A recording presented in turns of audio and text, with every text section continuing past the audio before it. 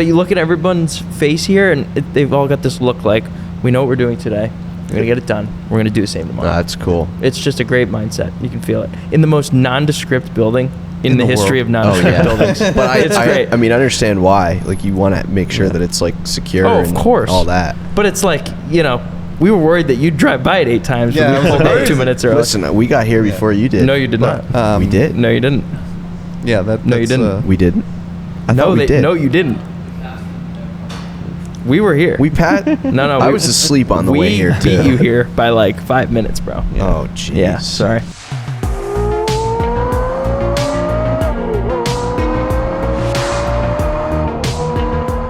Hey, so welcome back to another episode of In the Driver's Seat with ABS. We are not at our normal storage facility location, but we are at the very famous Repasi Motor Works, and they work on the best Boxsters in the world, the Carrera GT. So we're very excited to be here. They've done a lot of work to the Carrera GT that we have in the collection, and all three of us, the four of us, love to talk about Carrera GTs. And Jimmy, thank you so much for being here. Thank you for letting us be here and coming on the show. No, thank you. Appreciate it, guys. Thanks for taking your time. Yeah, so little backstory how I met Jimmy, and Jimmy is obviously... This has become one of my favorite places in the world because, I mean, just look around. But we are Carrera GT, the Audrain collections. We were shooting Mansions at Motorcars with Donald Osborne and Jay Leno. And Jay was driving the car on Ocean Avenue, and all of a sudden it was acting like it ran out of fuel. But, of course, it was full of fuel. We brought the car over to Porsche Warwick, and they deemed that one of the fuel pumps, there's 2 fuel pumps in the car, had failed.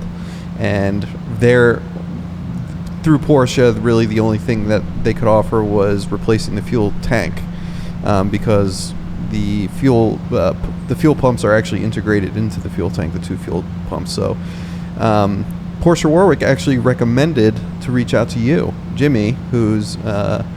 You can talk a little bit about your background, but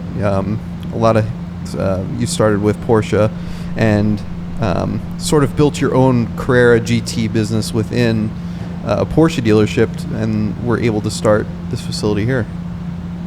Is that sort of how it began? Yeah. No, I remember it just like that. I mean, we do a lot of work on Carrera GTs, and a lot of the relationships that we have and that we've built start just like that. You know, it's the car has an issue or needs major work, and the client just searches us out just because of the experience and the resources and the knowledge we have on the cars. And so So you started talk a little bit about your background. You were with Porsche in a local dealership here, and you know, Carrera GTs started to come through. Is that correct? And you kind of were able to sort of become an expert and were able to open the shop. Yeah. I feel like it was one of those circumstances, right place, right time. A lot of it has to do with the Carrera GTs past in general, you know, as far as the values and which was also affected by the economy here in the U.S. and because I wasn't working at the dealers when the cars were new. You know, back in 2004, 2005, and the reality is for the first 5 years of most clients' ownerships, they didn't do a whole lot of service work just because of how much the car depreciated in value. And so as my experience started to grow, it was right in line with the appreciation and the values of the car, and they started to show back up, you know, not only at my dealership that I worked at here in Connecticut, but you know, all around the country. People wanted to start to invest and catch the cars up on all that deferred maintenance because they were becoming such valuable and collectible cars. And all the senior guys that happened to be trained on the car, they had either moved on by that point or just didn't really have either the time or didn't really want to work on the car because it is a time-consuming car to work on. And being the young kid I was, it's still so excited to be working for the brand. I jumped at the opportunity, and and like I said, just being there at the right time really allowed me to begin the journey and start working on them. So for us, right, I mean, we always joke that we're not allowed to drive the Carrera GT, and that Sean is never allowed to drive the Carrera GT. Jimmy's never seen me drive it. But officially, but unofficially, Sean, aka Barry, Barry's driven the Carrera GT. Yeah, of course. The car has this reputation of being this violent killer, and given the past with Paul Walker and all of these things. What is that experience like for you? Like when you get behind the wheel of a Carrera GT the first time, or even now, are you nervous to drive one? Do you need to approach it a different way? Like how do you go about doing that? I mean, you just have to respect the car for what it is, and you have to know what it is and what it isn't. Even at the time of its production and sale, it had a lot less technology than the cars sitting next to it at the showroom. And so if you tried to get into it and drive it like you would a 911 Turbo or a 911 GT3, you could very easily find yourself in a situation where the car doesn't react the way you expect because it doesn't have any of that computer technology in it to give you the false confidence that some of the other products Right. Porsche sold at the time.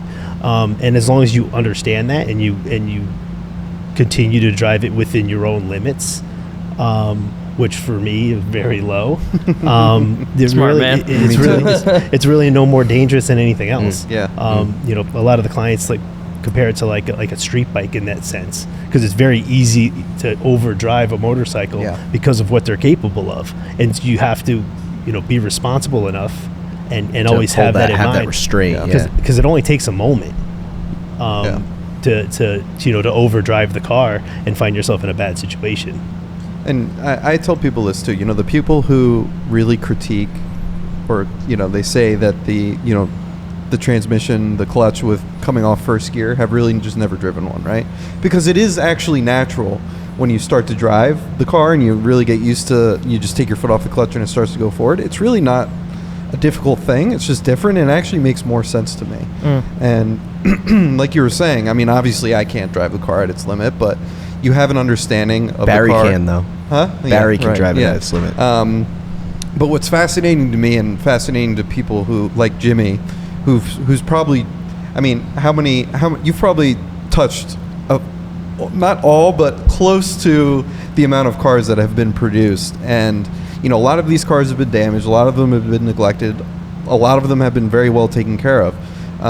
But, when you drove our car, I remember you saying, like, I can tell this is a car that it's almost new. Like, you can really feel the difference between a car, because I assume a lot of these cars people have worked on over the years. People kind of wanted to take shortcuts, and you see all different sort of fixes, like we were talking about this car that you're working on here. But are you able to tell, like, the moment you drive one of these cars, what it should feel like versus what? Yeah, I mean, to an extent. I mean, the car being what it is, the chassis being carbon fiber, all the suspension being Heim joint, and it being as rigid, as stiff as it is, it's also very sensitive. Yeah. So even alignment adjustments that you would never feel in another street car, they become very apparent in the Carrera GT. Yeah. And we get that a lot because whether the car was serviced somewhere else or sent to us just for suspension work or service work, and we'll recommend just a chassis alignment, like a corner balance and chassis calibration, and it could completely change the way the car handles and the way the car feels driving down the road. because those tolerances are so small, unlike normal street cars or even other Porsche GT cars where there's a lot of rubber in the suspension. It's a steel and aluminum chassis that flexes. It's sensitive, and so whether it be suspension setup or engine maintenance, you feel all of that coming back to you. And so every car has a slightly different personality and a different feel, and so you can feel whether a car has been neglected, with deferred maintenance, or the way the car has been serviced, and a car that's been properly sorted, just from the driver's seat. Yeah, that makes sense. Yeah, and what's amazing about you and what you offer with these cars is because a lot of people refer to the Carrera GT as the greatest driver's car, the greatest analog car ever made. It's my favorite car. We talk about it a lot. I think there's really nothing else. I've never driven McLaren F1, but to me the Carrera GT encompasses everything. It's not flashy. It's just the noise it makes, the engine, everything about it. But you actually you've worked with manufacturers. You've actually made improvements to the car. You've figured out ways that the car, whether it's the ride height or the suspension, upgrading certain components, you have products that you offer to your customers that make improvements, such as the brake, the clutch. What are the main things that I would say the clutch, right? That's probably the biggest. That's probably the biggest conversation point. Even though it like I said, it is one of the biggest conversations when either a new client or a current client owns the car. It always seems to come up. Yeah. That being said, much to your point earlier, a lot of the guys, a lot of the owners don't feel like there's anything wrong with it or that it needs to be changed or modified. But what a lot of what we focus on, like we were talking about earlier, is applying the technology of today to certain components of the car for a few different reasons. Our main focus is lowering the cost of ownership on the car, and so that's probably one of the first.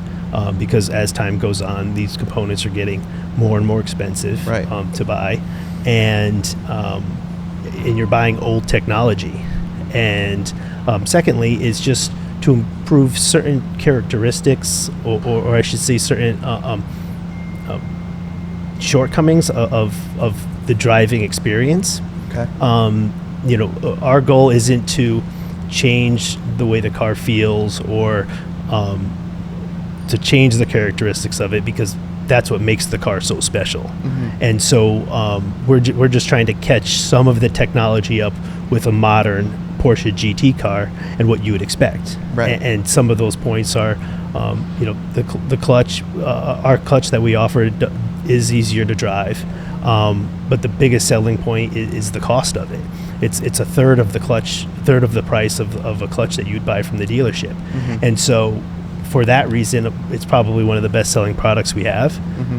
Because even if the current owner doesn't have an issue with it, it lowers the cost of ownership going down the road. Right. So most of the clutches we replace are half worn or even better condition than that. But now they don't have this looming cost, the inevitability of having to purchase one. They get the clutch back with the car, and they could keep it in a box with the car, and if the car ever exchanges hands, it has all the original parts, so it retains the value.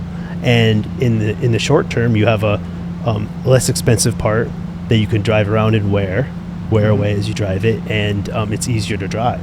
Right. And then some of the other parts are, we have our own brakes. Let's see what else we do. We have our own exhaust, which is just a sound preference. We offer rebuilds on certain parts instead of just replacing it for a like unit from the dealer new. Yeah.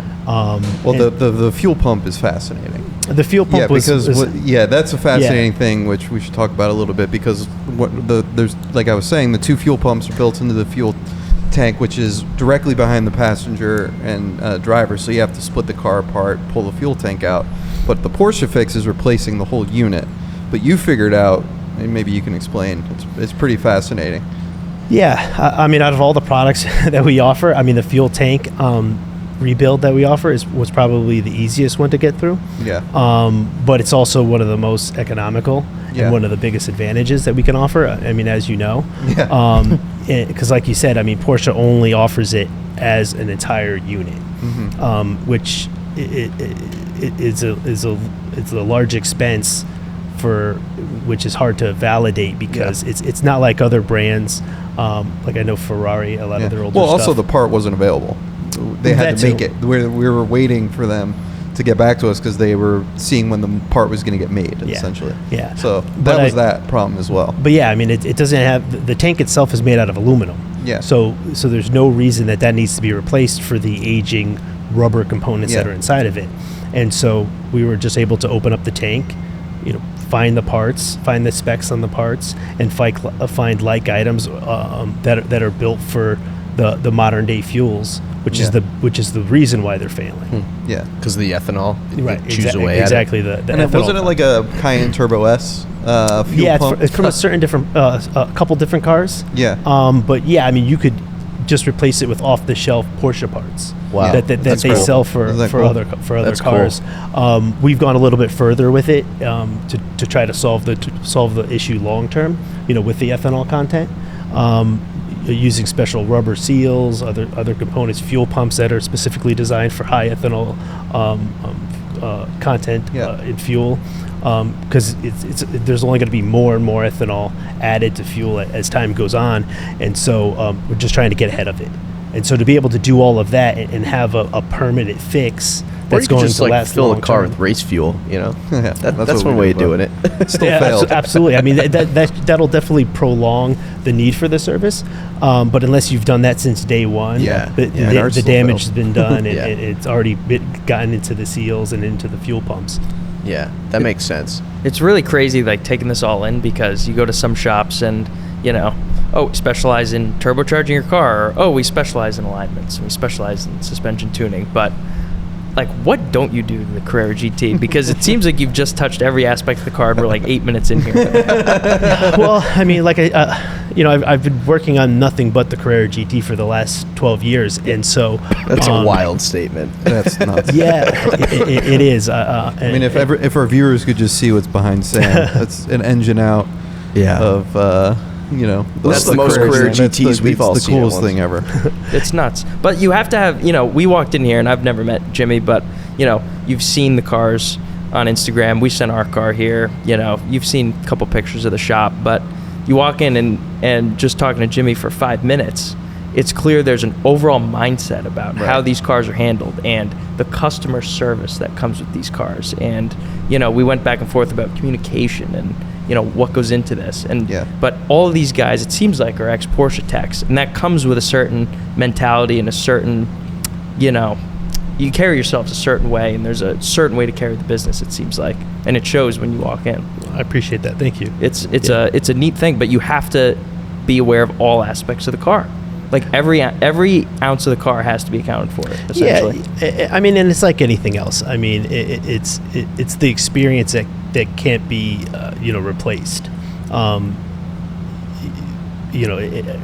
without even knowing it, as the years went on, and I've touched more and more cars, with all my notes and all my documentation, I was essentially building a catalog of parts that I was going to need once it got to this point.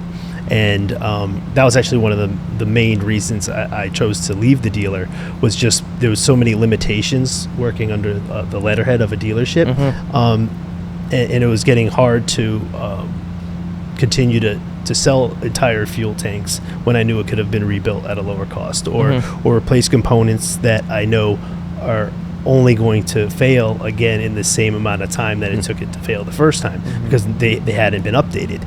And so with all of those years of experience and all of the cars I've worked on, I've gotten to a point where we've seen all of the items that fail, but as time goes on, we always get introduced into new Right. failure points or new issues, Right. and it all gets cataloged, and we'll weigh out the pros and cons of looking into a permanent repair, or if it's something that's simple that we start to see, even if it's a gasket or a seal that we've never seen fail on a car. If it looks like something that's going to continue to deteriorate over time, we'll automatically include it into like our major service or our service plan for the car.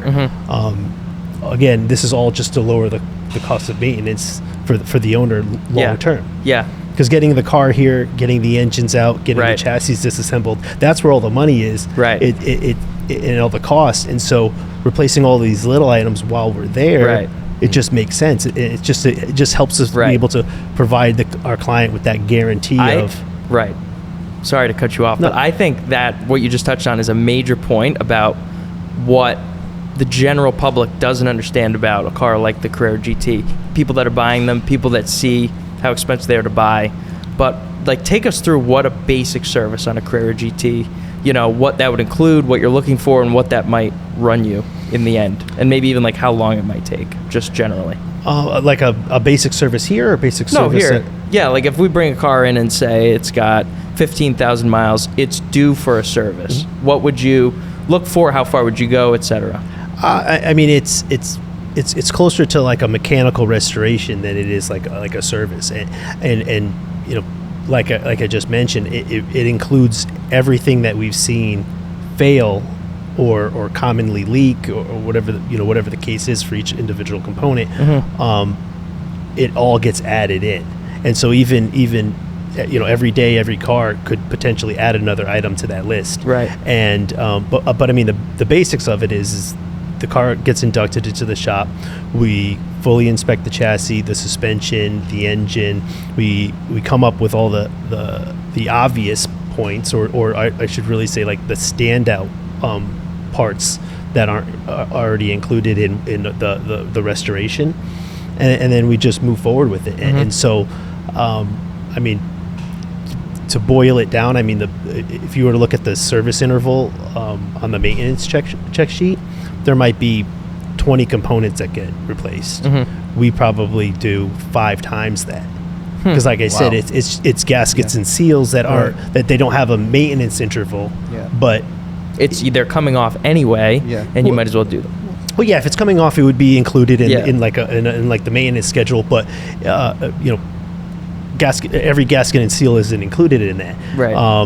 But our thought process is even if it's not leaking today, it has the potential to start leaking in another 2 years or 3 years. And the car's here. Yeah, so you might as well do it now. And the car's here, but just to get the car up and the panels down, to get access to find a leak on a car, that could be 6 hours. Oh, for sure. And so to have to pay to transport the car, whether it's back here or to another service center, and then pay that just to get back in, and then replace it.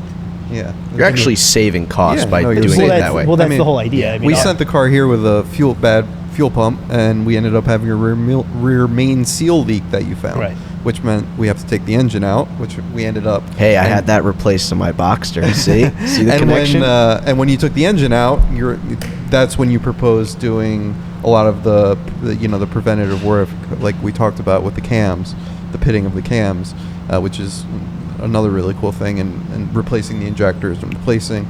So I think that's a perfect way to put it. Is like you come in for one thing, but with these cars, they're worth taking care of. They're worth going that extra, mile to ensure that the longevity. It's going to be a lot of out of pocket initially, but over time. Yeah, and that's the idea. And the cars are only going. Yeah, up well, even if you think about it, like Jimmy said, like you bring the car in, you ship it here. What is that? $500, call it, from 20 miles away. Get it on the lift. To go through all that is 6 hours. Then you choose not to do it. Put it back together. There's a few more hours. Bring it back. And then it's leaking. we're talking about like $2 or $3 grand. More than that. Just to see it's leaking, and then you don't want to do it. It's like, okay, well, there's money being Sell the saved car. here. But You don't deserve to own a Carrera GT. Well, the idea is to, one, to catch them up on deferred maintenance, if that's the case, and then two, prevent additional costs down the road. Our goal is always, when the car leaves here, if the car had come in for a major service, the goal is that nothing fails on the car, nothing begins to leak on the car for another 12 to 15 years. So it's a lot of it's like a large entry level cost. Yeah. But it saves you money long term and time without the car, rather than sending it to a workshop every 2 or 3 years for a smaller repair bill. That makes sense. Is Porsche aware of you, like corporate, like big? I don't. Not that I know of. They will be now. Yeah, I was just curious if what they're. I mean, I worked there for 14 years, Yeah. and every technician in here has worked at a dealership at one point in their career, for at least 12 years. Yeah. And I did a lot of them when I was there. Yeah, I was just curious Yeah. if they ever reached out to you. Because I wouldn't be surprised, honestly, about certain things, aspects that you've done to the cars. You've touched so many of them. There's got to be a handful of people in the world that have touched as many of these cars as you have, and the knowledge level. But not only do you do Carrera GTs, but you do modern. You got a 992 GT3 and a GT3 Touring right here. So you also do a lot of upgrades. To the most recent cars that are coming out as well. What do you think of the current generation of the cars? Porsche just always surprises me. I every time they build a product, it's hard to imagine how it could get any better. Yeah. And then they do it. Yeah. And so I think with every generation of 911, specifically the 911 of streetcars, they just know what the client wants, and they always execute it perfectly. That being said, I'm more I lean towards the older cars. Yeah. I think for me, 996, 997, like that was the pinnacle, with considering size and performance and driving experience. But that's not to say that today's client isn't more, doesn't the new cars don't appeal to them. Right. So do you just talking about your shop? Is your primary focus Carrera GTs and then other cars, or is it just depending on? It's probably about 50-50.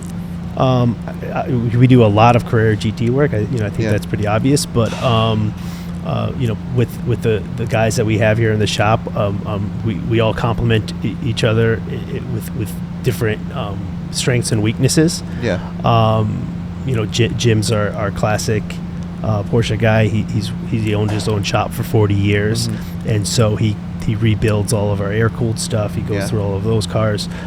We've got Chris. He does all the in-depth diagnostic work.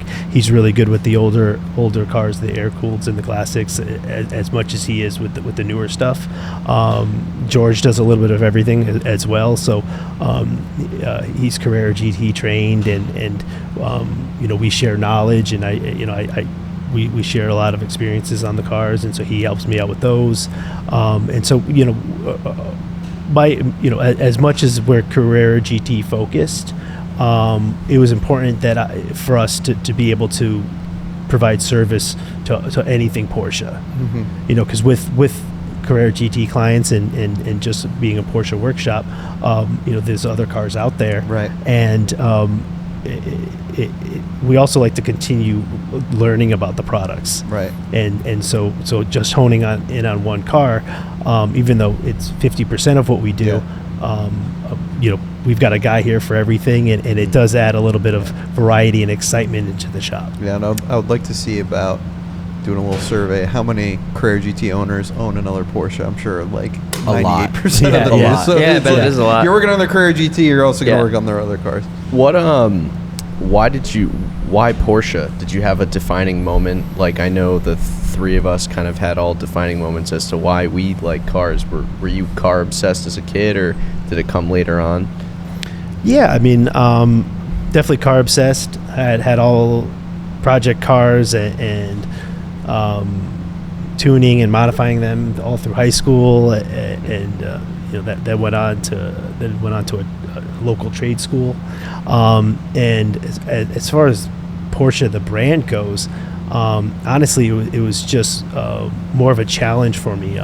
When I was going through trade school, they offered manufacturer-specific training to the graduates, and depending on how you graduated, how your grade point average, your attendance rate, you were able to apply. That's cool. to different manufacturers.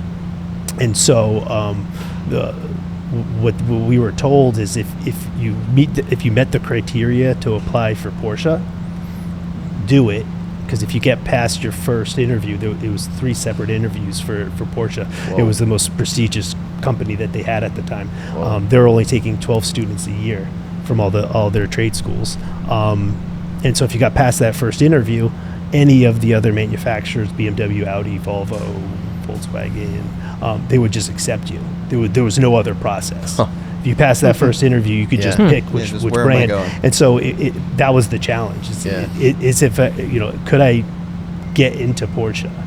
And so I went through the interview process, and as much as I prepared myself for it, through my 2 years of training for that interview and to have the criteria to apply.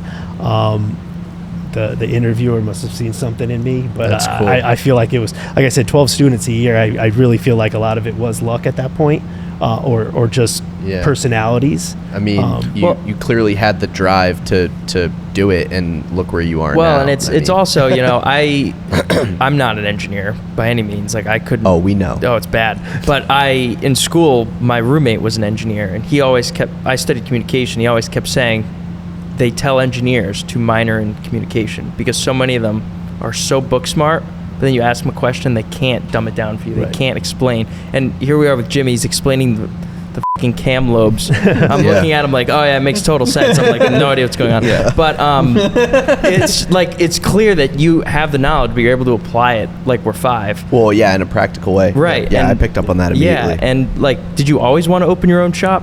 Because we walk in here, and I didn't really cognitively realize that you've only been open for a few years, and it could be, this place could have been here for 15 years. It's so professional. With everything is, you got the logos, you got all the toolboxes, you've got everything organized. It's very clean. But it seemed like that was your goal, and like you made your lists, and here we are, like with the shop. Yeah, I mean, I think anybody, at least for me, I had no other end goal. Right. Like we were talking about a little earlier, I can't say enough amazing things about the dealership. All the training and experience I got, it was priceless in forming my mindset and the ethics and how I approached running a business. But at the same time, I knew there was going to be a point that I would have to move on. There's only so you can only move up so high at a dealership level. You've got to work within the restraints of the dealership and the company, and much like all the Carrera GT talk, I wanted to solve problems that I wouldn't have been able to do there. Yeah. All the random little things on the Carrera GT is a perfect example, but it's much more than that. Right.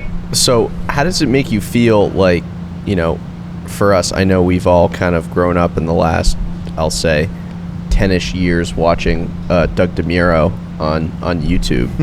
And how proud are you to, help make Doug's dream come true of buying a Carrera GT and ultimately, working on his Carrera GT? And I always see on Instagram he's driving it and he's so proud to drive it. How does that make you feel? I think the word you used, as odd as it may sound, I think that's the perfect description. Proud. it like you said, we've all grew up watching him and watching his business evolve, watching his videos. This Carrera GT is mine. This has grown. And and when he first reached out and began his journey to really pursue purchasing one, that's exactly what I expressed to him. Like it felt like we had communicated a few times over the years, just because he's such an enthusiast. Yeah. For Porsche in general. Yeah. And then the Carrera GT specifically. But it really did. It felt like my brother in a way. Yeah, because that's cool. That's really cool. And so I mean, proud and excited and just so happy for him. Yeah. Because I think we could all relate to his story and having those dreams. Yeah. And seeing somebody achieve it and watch his whole journey. Yeah. And also really work hard for it. Yeah. Mm-hmm. And never lose sight of that. I don't want to say it's a goal or just a landmark in his life, but to see him achieve it. It really felt like I said, it felt like my brother was getting one, almost like myself. I myself was getting one in a way. And so that was a great experience. Yeah. And all the conversations with him were just amazing. He's such a true car guy. Yeah. And Yeah. that's It's what makes it it's special. apparent. And if you haven't seen that video on Doug talking about and taking delivery of his Carrera GT, it's incredible, and he only says the best things about Jimmy and this business. So definitely watch that. But that was really cool to see how much he shouted you out. That was really cool, and he's done it like multiple times about the car, because he did a pretty major service recently to it, right? Yeah. So that car specifically, He added the nose. Yeah. So I completed the major service on that car maybe 4 years ago. Yeah. For a previous owner of the car. Yeah. And he wanted to. His goal was to take ownership of it. It hadn't been driven a whole lot in the last few years, so shake the cobwebs out, and then send it back to us with a list of improvements or refinements in a way. And he decided to do, after a lot of discussion, he decided to do the axle lift or the suspension with the axle lift, just because of LA. Where he lived San Diego, and how much he was planning on using it. He drives it a lot.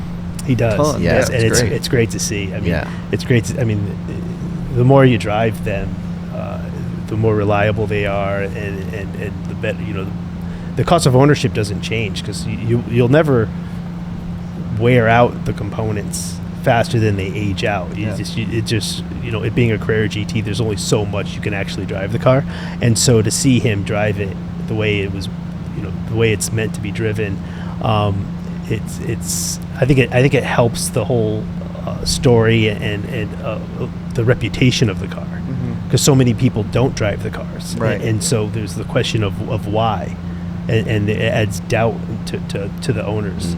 But to see somebody like him drive it as much as he does, it's great. That really is crazy. A lot of people collect cars and think that, letting them sit is better for them, when that is possibly the worst thing you can do when you have a car like that. That ain't I mean, I'm sure a lot of these cars are not daily drivers, but what kind of mileage, per service interval do you think is kind of a safe number if you're going to drive this in the summer or 2 seasons a year? The way I explain it to clients, as far as a good amount of usage, I just say try to drive 2 full tanks of fuel through the car. Just an easier number to comprehend for them. That makes sense. And it's a healthy amount. But and like I said, I mean, as far as like the overall cost of servicing and owning the car over the years, you'd have to drive the car 10,000 miles a year to wear out items quicker than they age out. Right. Driving it that much would prevent the obvious oil leaks and other issues that happen to cars and machines that sit. Right. But the cost of ownership, whether you drive it 100 miles a year. That is so Or crazy. 3,000 miles a year doesn't Yeah. change Yeah. all that much. It's just what you get out of it. What's an oil change interval? Like if I drove at 10,000 miles a year, would you say come in every Yeah, 5 for yeah, an I oil mean, change, it's- or is 10 fine? Or Yeah, the maintenance schedule from Porsche is pretty much identical to any other 911 of that era. 10,000 miles or every year. Very interesting. wild. That's crazy. They don't burn oil or No. anything. You could basically drive Formula it for One a engine. year. Drive a Formula and be 1 fine. engine. Yeah, meanwhile, For a year. my BMW was like calling me at like 2,700 miles. Like, yeah, buddy, you need a new tune. On one of our previous episodes, and you can listen to that here. One of our docents in the museum was telling me a story, because we have the Carrera GT in the museum right now next to the 918, and he was telling me a story about how like probably 2008, 2009, he was with his dad up in upstate Vermont in the winter, and the first time they saw a Carrera GT was on the highway with like snow and salt and stuff on the road, and it was somebody's ski car. Like Put some snow tires that on is it. so epic to me. That's like Yeah. I think that's my favorite Carrera GT story that I've ever heard. Yeah, that's amazing. That's unreal. That's how I would do it. Yeah. Well, you got to use your toys. I mean, it's like well, that's the thing with one of our storage customers has a black Carrera GT, and we asked him to show it at one of our events over the Audrain Concours called The Gathering, and it was that night and that day it was just pouring rain. Yeah. It was downpouring, so much wind. And he just brought it I'm- up. Yeah. And I was like, Doug, do you want me to still bring? He's like, yeah, just drive it. You bring it right on the field. I know it's muddy. It'll just wipe so it. there's been two of them. Just wipe it down when you This wipe it down guy. when you get back. But yeah, it was like literally pouring rain. car was filthy. It Car was sitting in filthy, a puddle. sitting in, like mud all over. And he's like, yeah, it's fine. He was so happy it got And- out. yeah, and it was everyone just- else was so happy it got out. It's like, Yeah. I can't believe someone brought this out in the rain. It's like, dude, it's not going to melt. Like, Yeah. it's Yeah. all good. He's the nicest guy ever. Well, I think that's what I think a majority of Carrera GT owners are, they understand what they have, right? And they understand that it's a special car, and it's something that it's the last of. There's never going to be another one. Driving experience. The engine is absolutely bananas, and it's The world will just never see a car like this again. right. No. And Everything is so, like Jimmy was saying, everything is so connected and in sync with each other, but it's connected with a yeah. stick. And thank God we have So people in bizarre. the world like Jimmy. Yeah, who thank can, God for Jimmy. Thank Oh, God for man. Jimmy and this beautiful space for being caretakers of our favorite car and making sure that they're not only well taken care of, but the future of them is looking good with you in this world. Makes Oh, I sense. appreciate it. We just coming to this place. I think the first time I came here, I was dropping our car off. There was like 13 Carrera GTs here, and I was like, Woozy. but we look around, and how many people work here? 4. There's 4 people here. yeah, 4 people. And it's like, it's not, overly complicated. There aren't people bumping into each other. But you look at everyone's face here, and they've all got this look like, we know what we're doing today. We're going to get it done. We're going to do the same tomorrow. That's cool. It's just a great mindset. You can feel it. In the most nondescript building in the history world. of nondescript buildings. But It's great. I mean, I understand why. Like, you want to make sure that it's like secure. Oh, of and course. all that. But it's like, we were worried that you'd drive by it 8 times. Yeah, when we I was pulled up like, 2 minutes early. Listen, we got here before you did. No, you did But, not. we did. No, you didn't. yeah, that. No, you that's, didn't. We didn't. I No, thought we did. No, you didn't. We were here. We Pat. No. I was asleep on the way here We too. beat you here by like 5 minutes, bro. Oh, jeez. Yeah, sorry. One thing we do like to talk about, Porsche. well, besides Porsche and Carrera GT, is I think it's really important for younger generations. I never really had it when I was growing up, where I never really thought there was a career Yeah. like this. So true. Or like what we do, So true. where relatively young guys. These two, we're the older group, but we're young.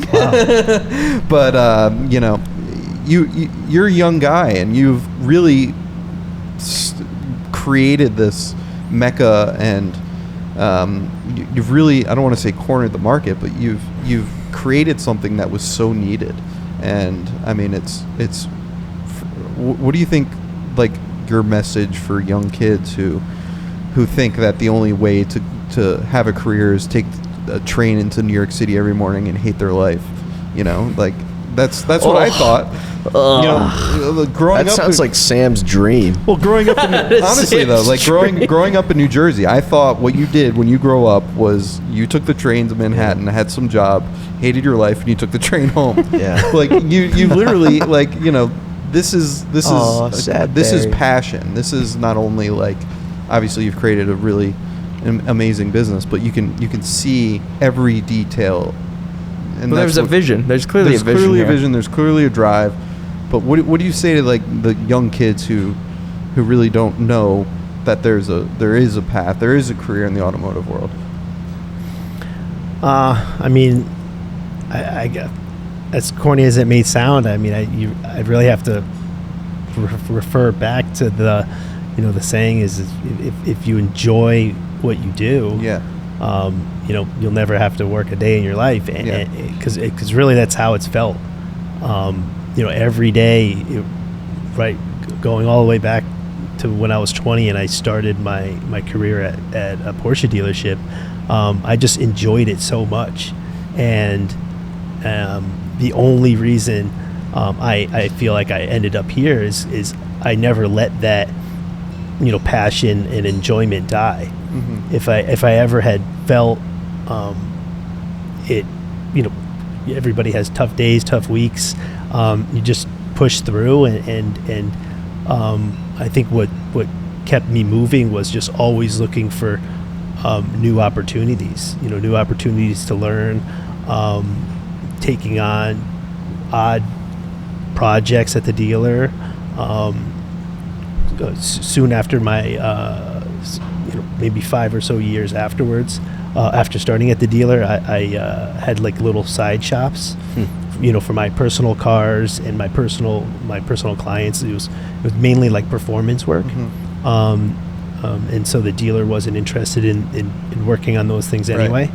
And I think that is really what kept me going. I got all my education during the day at the dealer and work through that, and then every night I would go and I'd be figuring out problems and pushing and learning every day. Mm-hmm. And I mean that's the only message I have is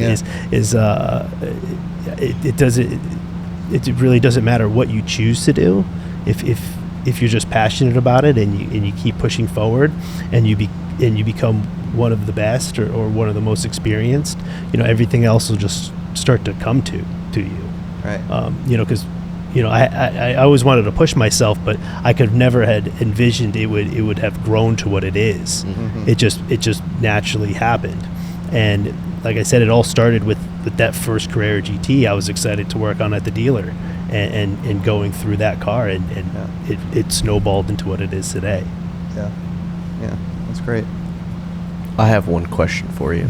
Oh boy. Totally separate to Carrera GTs. He won't do Boxsters.